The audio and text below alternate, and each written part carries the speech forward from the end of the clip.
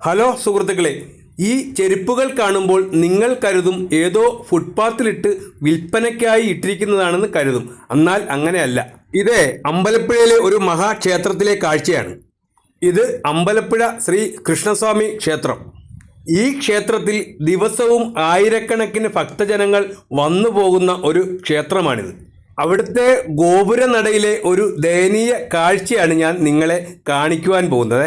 ഈ ഗോപുരനടയിൽ പാദരക്ഷകൾ ഇടുവാൻ പാടുള്ളതല്ല എന്ന ബോർഡിൻ്റെ താഴെ തന്നെയാണ് ഇത്രയും പാദരക്ഷകൾ കൊണ്ടിട്ടിരിക്കുന്ന കാഴ്ചയാണ് നമ്മൾ ഈ കാണുന്നത്. ഇതാ നോക്കിക്കേ, നിങ്ങൾ തന്നെ ഒന്ന് നോക്കിയേ, എന്തോരം ചെരുപ്പുകളാണ് നോക്കിയേ അവിടെ കൊണ്ടിട്ടിരിക്കുന്നത്, അലസമായിട്ടിരിക്കുന്ന നോക്കിയേ. ഇതൊരു ക്ഷേത്രമല്ലേ?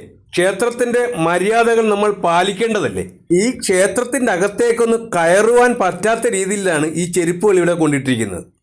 ഇവിടെ 5 രൂപ കൊടുത്താൽ ചെരുപ്പുകൾ സൂക്ഷിക്കുന്ന ഒരു കൗണ്ടർ തന്നെ ഇവിടെ ഉണ്ട്. പക്ഷേ അതിലൊന്നും ആരും കൊടുക്കില്ല.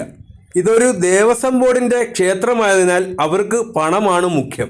അല്ലാതെ ക്ഷേത്രാചാര മര്യാദകൾ പാലിക്കുവാനോ അത് പാലിക്കാത്തവരെ തിരുത്തുവാനോ ഈ ക്ഷേത്ര ജീവനക്കാർ മുതിരുന്നില്ല. അതാണ് സത്യം.